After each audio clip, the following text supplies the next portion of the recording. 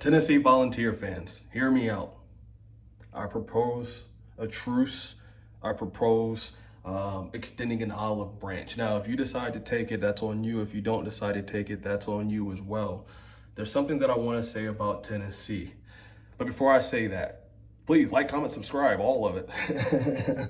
Please, no, seriously, if you guys like college football, if you guys like going on this tour with me, this road that I've been on, this journey that I've been on, man, thank you guys so much. Man, like, comment, subscribe. Even if you're a fan of a team outside of Ohio State, even if you're a Tennessee Volunteer fan and you've been cursing and bad-mouthing, oh, this camera's not straight, and you've been cursing and bad-mouthing me, please consider liking, commenting, and subscribing. All right, getting back to what I was saying. Tennessee fans, I propose a truce. I want to give you something, and in turn, hopefully you give me something back. Now, this is what I'm going to give you guys. When I first started talking about Tennessee football, it was really only because you guys had to play Ohio State. I hadn't really made a video about you guys in a long time, but the more I look at you, the more I don't know what's going to happen in this game. Now, I gave you that. In turn, give me this. Give me your ears for about the next 5 minutes. This is why I don't understand, or I don't really know what's getting ready to happen in this game. I went into this game versus Ohio State, or Tennessee versus Ohio State, and I was pretty adamant that Ohio State was going to win this game pretty dominating, right? And in a great fashion, at least plus 10 points. But the more I keep watching Tennessee film, the more I keep studying your roster, the more I keep looking at your coach, I really don't know how big a win it's going to be. It could be anywhere from 2 points to 20 points for Ohio State. Both are on line here because of one thing, and one thing actually. And Ohio State and Tennessee, man, they're very similar. They're both very inconsistent. I don't know who's getting ready to play. Hear me out. Now, Ohio State's a little bit more consistent. They've lost 2 games, right? And it's been by a combined 4 points. The first game that they lost to was versus Oregon, obviously. At Oregon, they lost that by a point. The second game was the last game of the season versus a rivalry, one of the biggest rivalries in college football, whether the SEC likes to believe it or not. Ohio State and Michigan is a pretty big rivalry. I'd even put that over the Iron Bowl versus Auburn and Alabama. Both those teams are terrible this year. They haven't really played for anything meaningful in the last 10 years. But that's just me. That's a story for another day. Tennessee has been wildly inconsistent as well. But when I go back and I look at Ohio State being inconsistent, they've been inconsistent versus good teams with the exception of Michigan. I went back and I looked at Tennessee's schedule, and I had at least a lot to be desired. I don't think you guys have really beat anybody this year. And really, in the toughest games you guys have played, you guys have melted. I'll give you the Alabama win, but I'm going to go over your schedule, and this is what I found out. All right, University of Tennessee, Chattanooga. Tennessee beat them 69-3. That team, UTC, University of Tennessee, Chattanooga, they ended up finishing the season 7-5. Not a great team. All right, the very next week, they played, at the time, North Carolina State was ranked 24. Tennessee jumped on them 51-10. North Carolina State finished the season 6-6. Kent State was Tennessee's third game. They beat Kent State 71-0. Kent State finished the season 0-12. Terrible team. So the first 3 games out of the gate, we had 3 terrible teams for the Tennessee Volunteers. The 4th game versus OU. OU was ranked 15th at the time. Tennessee wins this game 25-15. OU ended up finishing the season 6-6. Then came the game versus Arkansas in a game that Tennessee should have no business losing.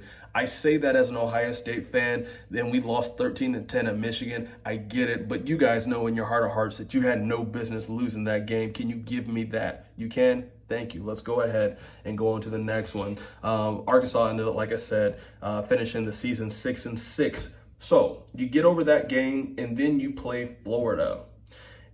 And that game was way too close. I mean, Florida has also been bad this year. They finished the year 7-5, and it took overtime to beat Florida 23-17. Bad. But you guys do redeem yourself. I'll give you guys this Alabama win. I don't care what year it is. Alabama is a tough out. First year head coach, Nick Saban there, it doesn't matter. Alabama's a tough out. Jalen Milroe put that team on his back. He did the best he could, and I think he's going to be out of there this year. You guys end up beating number 7 Alabama 24-17, 9-3.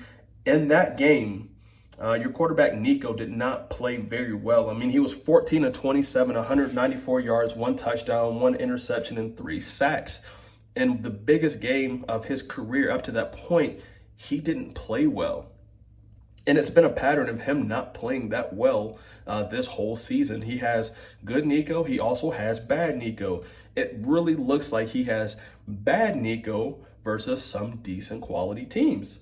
But you guys win that game. You go to, you play Kentucky. You beat them 28-18. Kentucky ended up the season 4-8. You guys played Mississippi State next. You guys beat them 33-14. Mississippi State ended up 2-10. Do you see where I'm going with this and why I keep throwing out the records?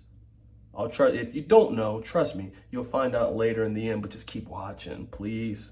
All right, now, after Mississippi State, you guys played Georgia. At the time, Georgia was ranked number 12th in the nation. You guys lost to them 31-17, and it really wasn't even that close, if we're being honest. Nico played even worse. No touchdowns, and no picks, 5 sacks. If you bring that up against Ohio State, I'm not sure Ohio State's going to sack him 5 times, but I do think they're going to get after him and get him at least 3 times. Mark my words on that. They sacked him 5 times, sent you guys back to Tennessee with a hot pipe and L. You guys then played UTEP in one of the SEC. This is what I hate about the SEC, guys. I'm going to go on a tangent here. I'm going to go on a little rant here. This is what I hate about the SEC. You guys stake your claims as one of the best conferences, if not the best conference in college football. But then you guys all of you have these random cupcakes that you have in like week 10, week 11 versus UTEP. Why are you guys playing UTEP this late in the season?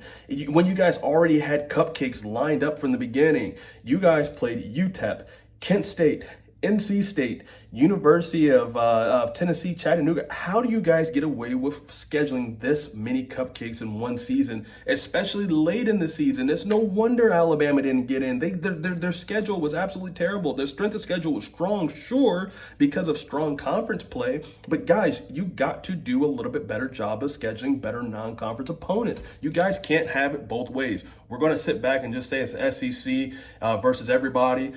And then also schedule the cupcakes. If you guys are as good as you say you are, again, if the SEC is as good as they say they are, they would be scheduling much harder non-conference schedules. But I digress. I'm sorry, my blood pressure is a little high now because I went on that tangent. Hopefully you guys are still with me. Again, you guys beat UTEP 56-10.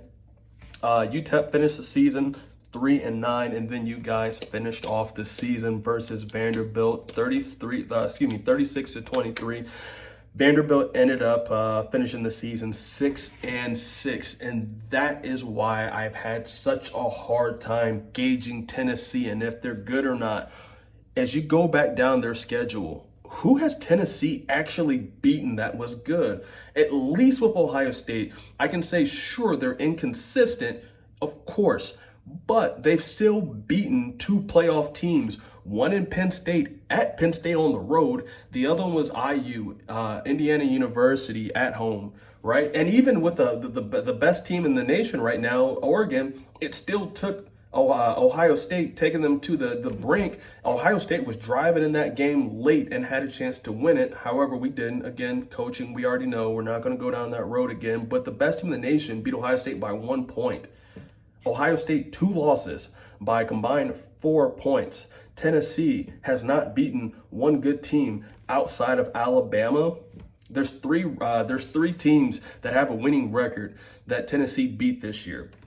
Alabama at 9-3. You guys have my full credit for that win, but I am not giving you guys credit for beating the University of Tennessee, dude, and I can't talk. It's super late today. This is my 3rd video today. I'm not giving you guys any credit for beating a 7-5 University of Tennessee, Chattanooga. You guys are getting no credit. That team was absolutely pathetic, right?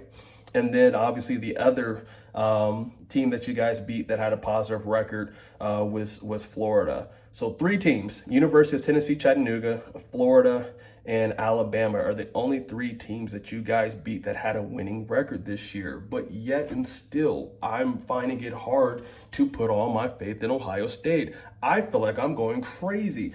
Maybe it's analysis by paralysis at this point, because I should be able to look down at Ohio State's roster, their team in general, and just say that this team is better than Tennessee, because I think that they are. And I made the comment in one of my last videos that Ohio State does everything that Tennessee does, but just a little bit better. And I still hold firm to that. I think Ohio State's offense is just a little bit better. I think Ohio State's quarterback is just a little bit better. I think Ohio State's secondary is just a little bit better. I even think Ohio State's coaching is just a little bit better. And I think Ohio State's fans are just a little bit better as well. But I'm having a hard time right now coming to terms with this, guys. I'm having a hard time fully giving myself to Ohio State because I don't believe in our coaches. And that's the hard part as an Ohio State fan. This game shouldn't even be close. This game, on paper, should be over at halftime. Ohio State should have a 3-touchdown lead going into the half in this game. But I think our coaches are going to hold us back. I think Chip Kelly's going to hold us back. I think Ryan Day's going to hold us back and give Tennessee opportunities that they shouldn't actually have or don't even deserve. Tennessee fans, it's been such a great ride with you guys, man. I have absolutely loved our back and forth in the comment section. I've absolutely loved it. Please light me up. If you guys think I'm wrong, if you guys think I'm off base, light me up. Let me know in the comments down below. I will respond. You can troll me all you want, but I'm not going nowhere. You guys are going back home here on Saturday night, though, and going back home with a hot pipe and L. Have a good night, guys.